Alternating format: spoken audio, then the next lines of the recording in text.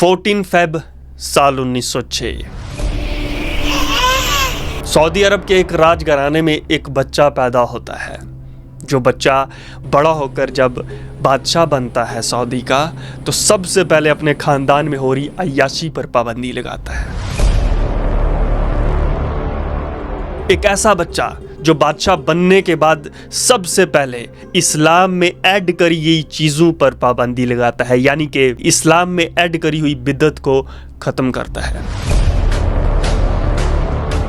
Saudi अरब का एक ऐसा लीडर जो सिर्फ सऊदी अरब का नहीं बल्कि मुसलमानों का लीडर था। एक ऐसा हुक्मरान जिसके एक फैसले ने अमेरिका और जापान की इकॉनमी को हिलाकर रख दिया। एक ऐसा बादशाह जो बादशाह बनने के बाद अपने लोगों से ये कहता है कि ए लोगों,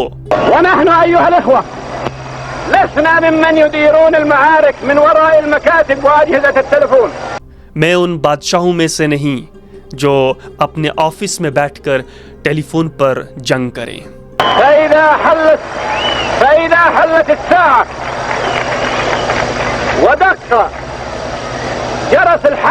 बल्कि जब जंग होगी तो तुम मुझे अपने ऑफिस में नहीं बल्कि अपनी फौज की फ्रंट लाइन में खड़ा देखोगे।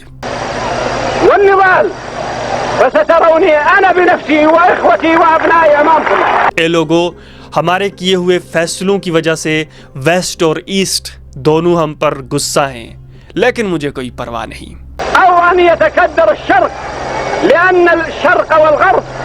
हम फ़लस्तीन की आज़ादी के लिए किसी भी हद तक जा सकते हैं, अगरचे पूरी अरब दुनिया इसराइल को एक्सेप्ट क्यों ना कर ले। मैं अकेला इसराइल के खिलाफ खड़ा रहूंगा। इत्तफ़क़ू अला हज़्म हुक़ूक़ अल-अरब व सल्बिहिम अराज़ीहिम अल-मुक़द्दसा।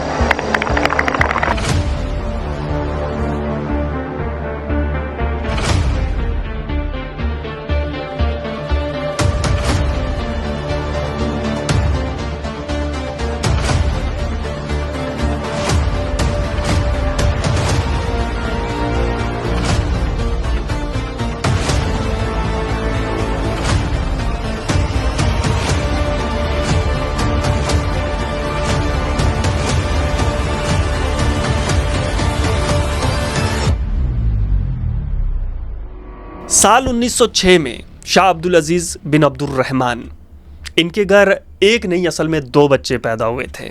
एक शाह फैसल बिन अब्दुल अजीज़ और दूसरा शाह सऊद बिन अब्दुल अजीज़। ये दोनों भाई एक दूसरे के सौतेले भाई थे, यानी कि शाह अब्दुल अजीज़ की दो अलग अलग बीवियों से सिर्फ 6 महीने गुजरने के बाद इन दोनों बच्चों में से एक की माँ गुजर जाती है, यानी कि शाह फैसल की माँ गुजर जाती है, जिसकी वजह से शाह फैसल को बचपन से ही उनके नाना के घर ले जाया गया और वहीं उनकी बेसिक एजुकेशन हुई मदरसा में। उनको बचपन से ही इस्लामिक टीचिंग्स के साथ साथ कम्बैट ट्रेनिंग भी दी गई। शाह फैसल बचपन से ही ज़हीन और समझदार थे। जब उनके वालिद ने ये चीज़ नोटिस करी कि मेरे बच्चे का इंटरेस्ट एजुकेशन में बाकी बच्चों से कुछ ज़्यादा है, तो फेथ बेस्ड एजुकेशन के साथ साथ शाह फैसल को उनके वालिद ने एकेडमिक एजुकेशन भी देना शुरू कर दी। सिर्फ 13 साल की उम्र में शाह फैसल को उनके वालिद की तरफ से ब्रिटेन अरब का रिप्रेजेंटेटिव बना करके भेजा गया, सिर्फ 13 साल की उम्र में। यहाँ से आप अंदाज़ा लगा सकते हैं कि शाह फैसल बचपन से ही कितने ज़हीन और समझदार थे। तो इसके 4 साल बाद जब शाह फैसल 17 साल के हुए तो वो अपनी ज़िंदगी की पहली लड़ाई लड़ते हैं। शाह फैसल अपने 6000 सिपाहियों के साथ असीर सल्तनत पर हमला कर देते हैं और असीर सल्तनत को फतह भी कर लेते हैं। फिर इसके कुछ टाइम बाद अरब लश्कर हिजाज में दाखिल होता है शरीफ मक्का के खिलाफ। वही शरीफ मक्का जिसने ब्रिटेनियंस के साथ मिलकर ऑटोमन एम्पायर के खिलाफ बगावत शुरू करी थी। अब शरीफ मक्का हिजाज छोड़कर जॉर्डन भाग जाता है। फिर उसके कुछ टाइम बाद साल 1925 में जद्दा को भी अरब फौज फतह कर लेती है।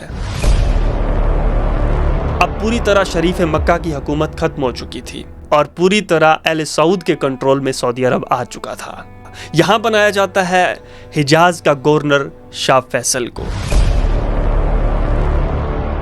جب شاہ فیصل حجاز کے گورنر بنتے ہیں تو سب سے پہلے وہ ان چیزوں کو ختم کرتے ہیں جو اسلام میں ایڈ کری ہوئی تھی، یعنی کہ بدعت کو ختم کرتے ہیں۔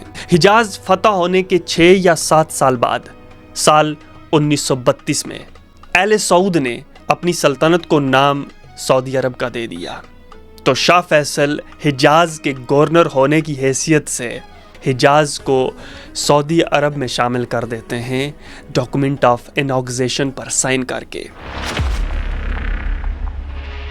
اب شاہ فیصل کو گورنر سے سعودی عرب کا فارن منسٹر بنا دیا جاتا ہے۔ فارن منسٹر بننے کے بعد شاہ فیصل الگ الگ کنٹریز میں گھومتے ہیں، جاتے ہیں اور دیکھتے ہیں کہ وہاں لوگ کس طرح اپنی کنٹری کو ڈیولپ بنا رہے ہیں، کس طرح ترقی کر رہے ہیں۔ شاہ فیصل کو معلوم تھا کہ تیل کا ذخیرہ ہمارے پاس بھی ہے لیکن اسے ڈھونڈنے والا کوئی نہیں۔ شاہ فیصل کے ہی کہنے پر ان کے والد شاہ عبد العزیز نے امریکن ایک کمپنی کو سعودی عرب میں تیل ڈھونڈنے کا کانٹریکٹ دیا۔ پھر سال 1938 میں دھالیہ نام کا ایک کنواں جو سعودی عرب کی پہلی آئل رگ بنتا ہے۔ On this day, March 3rd, 1938, oil has been discovered in Saudi Arabia for the first time. اور اسی کنویں کی وجہ سے سعودی عرب دنیا کی لارجسٹ آئل پروڈکشن کنٹریز میں سعودی عرب کا نام بھی شامل ہوتا ہے۔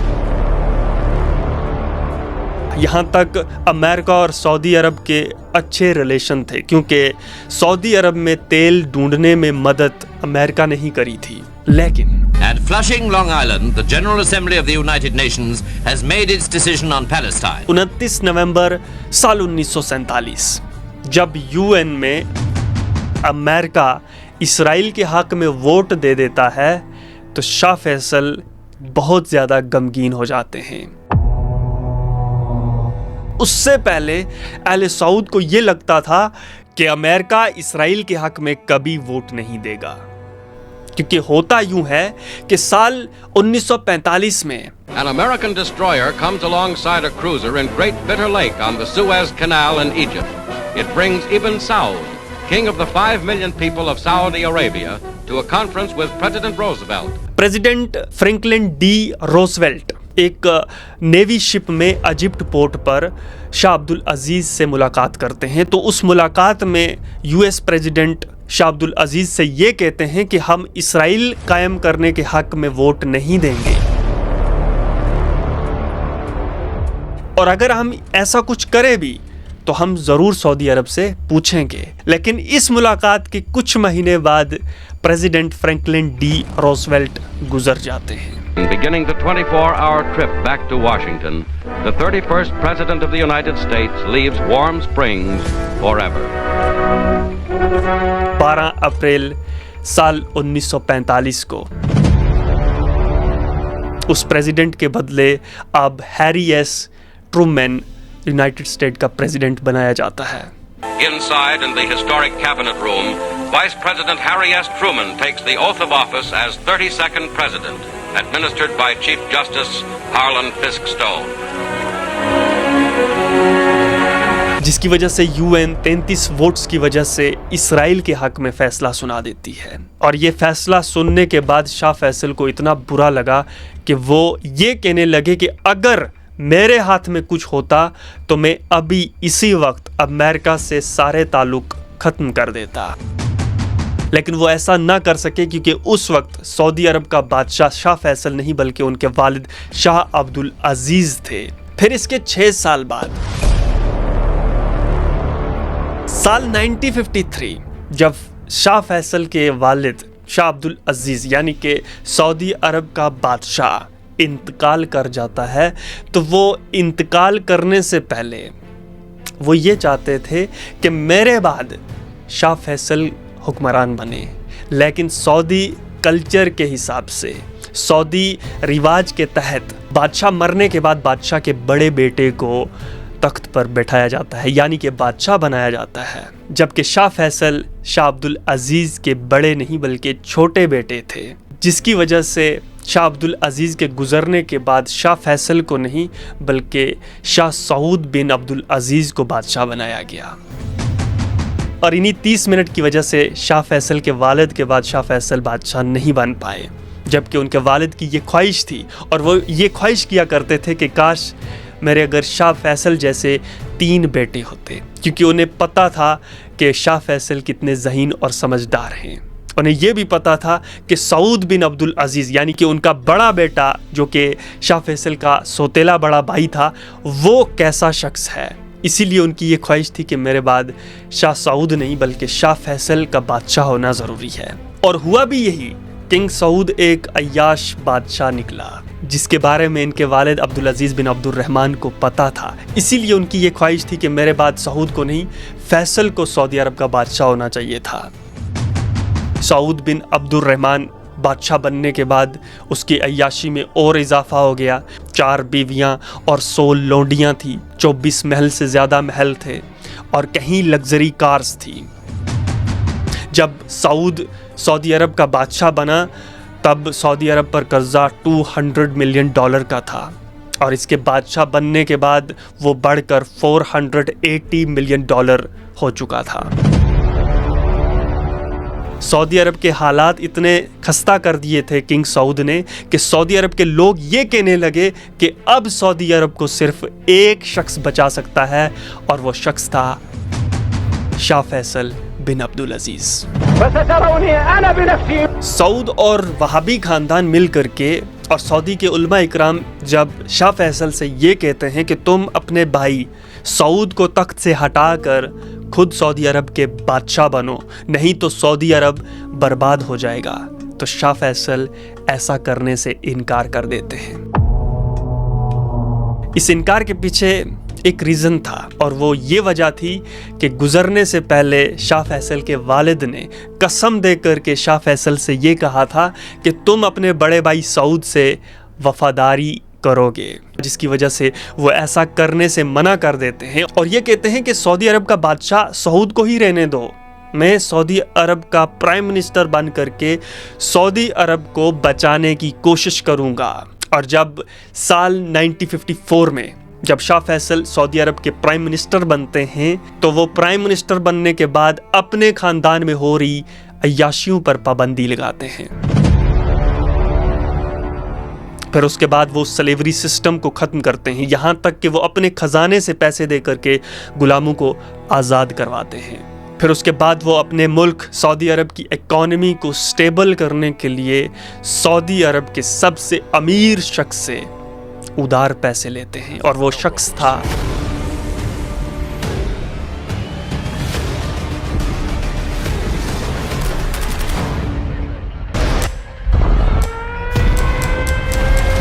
We're at war. We will find those who did it and we'll bring them to justice. Father of Osama bin Laden. Osama bin Laden. Osama bin Full Laden. out against bin Laden. اب فیصل کی وجہ سے سعودی عرب دھیرے دھیرے واپس بننے لگا، یعنی کہ سعودی عرب کے لوگوں کے دلوں میں اب کنگ سعود سے زیادہ شاہ فیصل کے لیے محبت اور عزت تھی۔ یہ بات جب کنگ سعود کو محسوس ہوئی ایک عمرہ کے دوران کہ لوگ اب عزت فیصل کی مجھ سے زیادہ کر رہے ہیں، لوگ اب پیار فیصل سے مجھ سے زیادہ کر رہے ہیں، تو کنگ سعود اپنے چھوٹے بھائی فیصل سے نفرت کرنے لگا۔ اس لڑائی کا فیصلہ سعودی عرب کے 2 بڑے خاندان کرتے ہیں، سعود خاندان اور وہابی خاندان، کیونکہ وہابی خاندان سے شاہ فیصل کی ماں تھی اور سعود خاندان سے شاہ فیصل کا باپ تھا، تو ان دونوں خاندانوں نے مل کر کے شاہ فیصل کو 1964 میں سعودی کا بادشاہ بنا دیا۔ فیصل کے کنگ بننے کے صرف 3 سال بعد عرب اسرائیل وار شروع ہو جاتا ہے، جس میں کنگ فیصل عرب ممالک کی خوب مدد کرتے ہیں، لیکن پھر بھی امریکہ کی مدد سے اسرائیل عربوں کو بری طرح ہرا دیتا ہے۔ اسرائیل یروشلم کے ساتھ ساتھ عرب ممالک کے کہیں بڑے علاقوں پر قبضہ کر چکا تھا۔ ہر مسلمان کا یہ سن کر دل دکھا، لیکن ان مسلمانوں میں ایک شخص شاہ فیصل بھی تھے جو اس ہار کے بعد غمگین رہنے لگے۔ شاہ فیصل نے اپنے خزانے سے ان عرب ممالک کی مدد کرنا شروع کر دی جن کو اس وار میں اسرائیل نے تباہ کیا تھا، اور وہیں دوسری طرف فیصل دنیا بھر سے ہائی ٹیک ویپنز خریدنے لگے۔ لیکن وہاں ابھی شاہ فیصل کی یہ پلاننگ ادھوری ہی تھی، اور وہاں یروشلم میں ایک ڈینس مائیکل روہن نام کا ایک کرسچن ٹیررسٹ مسجد الاقصی میں داخل ہو کر کے صلاح الدین ایوبی کے ممبر کو آگ لگا دیتا ہے۔ وہ آگ اتنی بھڑک گئی، اس آگ میں ممبر تو جل گیا لیکن ساتھ میں آدھی مسجد کا چھت بھی جل جاتا ہے۔ لیکن اسرائیل کی عدالت اس ٹیررسٹ کو ٹیررسٹ نہیں بلکہ پاگل گھوشت کرتی ہے، جو کہ مسلمانوں کے لیے کوئی نئی بات نہیں ہے۔ اگر تم کرمنل ہو لیکن تم مسلمان ہو تو تم ٹیررسٹ ہو، لیکن اگر کوئی ٹیررسٹ ہے لیکن مسلمان نہیں تو وہ جسٹ کرمنل ہے۔ اس چیز پر ویسٹ نے صدیوں سے محنت کری ہے۔ تو اب آتے ہیں پوائنٹ پر۔ اب جب اسرائیل نے اس ٹیررسٹ کو کوئی سزا نہیں دی تو پوری دنیا کے مسلمان دنیا کے الگ الگ کونوں سے اسرائیل کے خلاف پروٹیسٹ کرنے لگے، اور پوری دنیا کے مسلمانوں کی نظر اس وقت صرف ایک شخص پر ٹکی ہوئی تھی، اور وہ شخص تھا سعودی کنگ شاہ فیصل۔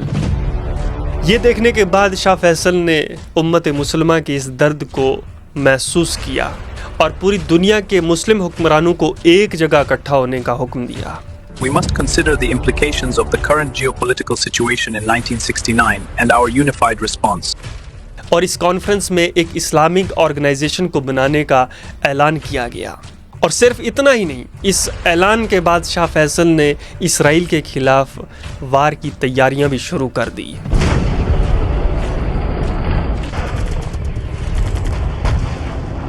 اکتوبر 1973 کو عرب فوج اسرائیل میں گھسنا شروع ہوگی، تو ایسا ان کو دیکھ کر کے لگ رہا تھا کہ کچھ ہی دنوں کے بعد اسرائیل ختم ہو جائے گا، لیکن پھر وہی ہوا جو ہر بار ہوتا آ رہا تھا۔ All about Operation Nickel Grass.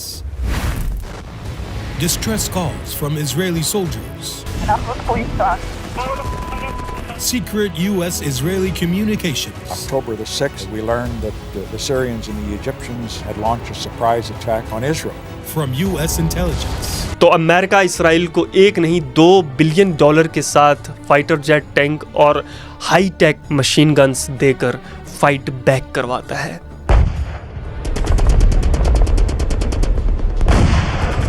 اور امریکہ کی اسی مدد کی وجہ سے اب عرب فوج بیک فٹ پر آ چکی تھی۔ جب یہ بات کنگ فیصل کو پتہ چلتی ہے تو عرب کے ٹی وی چینلز بند ہونے سے 1 گھنٹہ پہلے شاہ فیصل یہ الاؤنس کرتے ہیں کہ میں سعودی عرب کا بادشاہ کنگ فیصل بن عبدالعزیز یہ حکم دیتا ہوں کہ عرب ممالک سے جانے والا تیل امریکہ کو روک دیا جائے۔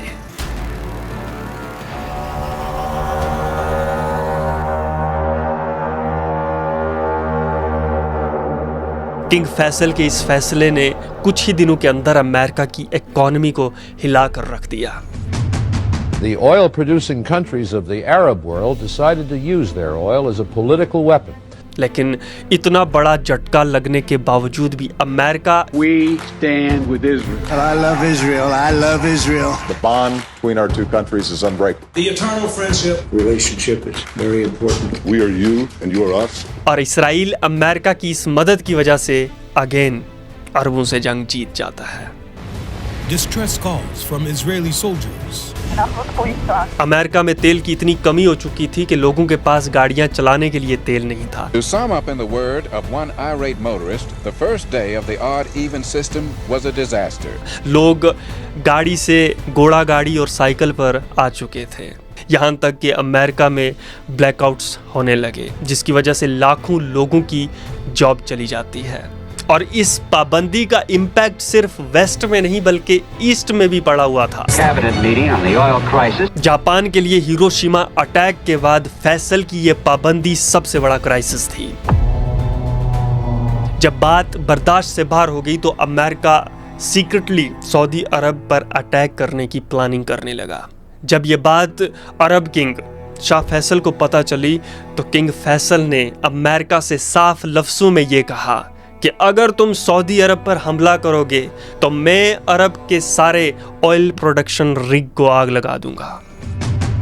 یہ سننے کے بعد امریکہ نے یہ کہا کہ تم ایسا کیوں کرو گے، پھر تمہارا کیا ہوگا؟ تو فیصل کا یہ جواب تھا کہ ہم غریب لوگ ہیں، ہم برسوں سے کھجور اور اونٹ کے دودھ پر گزارا کرتے آئے ہیں، آگے بھی گزارا کر لیں گے۔ ہم تو تیل کے بغیر زندہ رہ سکتے ہیں لیکن تم نہیں۔ This is unreal. Isn't this disgusting? Why doesn't anybody contact the president? Why is he letting this happen to us? پھر اس کے بعد 1974 میں OIC کی ایک اور بڑی میٹنگ ہوتی ہے۔ اب امریکہ اسرائیل پر پریشر ڈالنے لگا کہ جو عرب کہہ رہے ہیں تم ان کے ساتھ ڈیل کر لو۔ جب کنگ فیصل کی ڈیمانڈز پوری ہو گئی تو شاہ فیصل بھی امریکہ پر لگائی ہوئی پابندی ہٹا دیتے ہیں، لیکن یہاں جنگ ختم نہیں ہوئی۔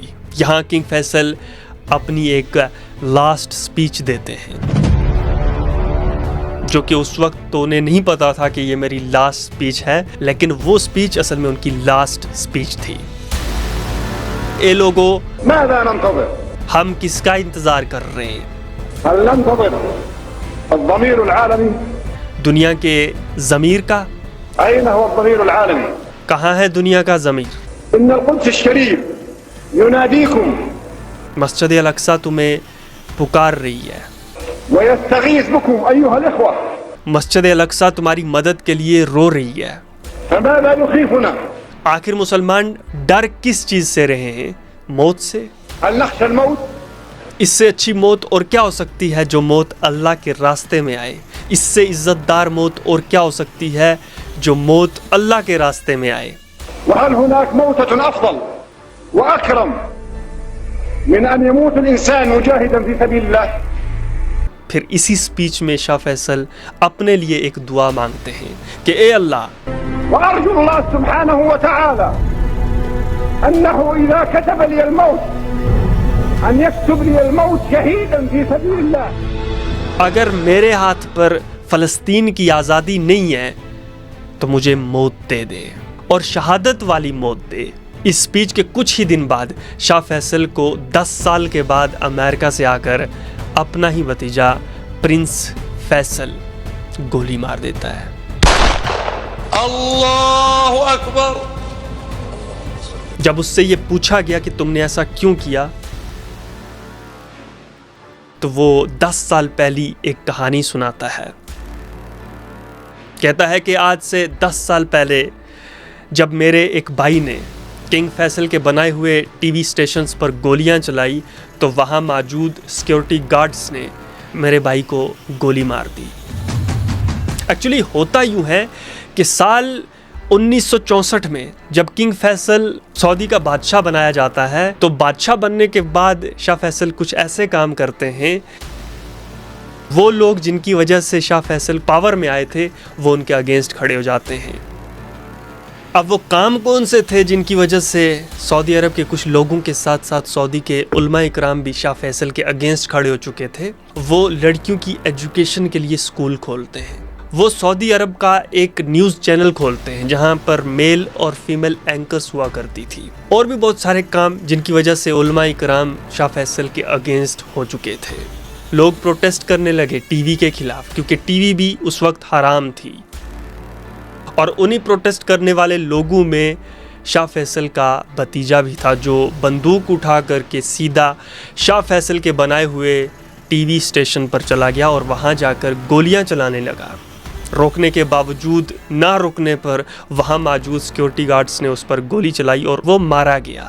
جب یہ بات اس وقت شاہ فیصل کے پاس گئی تو شاہ فیصل یہ فیصلہ سناتے ہیں کہ غلطی ہمارے لڑکے کی تھی، ہمارے پرنس نے ایسا کیوں کیا، یہ بول کر کے شاہ فیصل نے اس سیکیورٹی گارڈ کو معاف کر دیا۔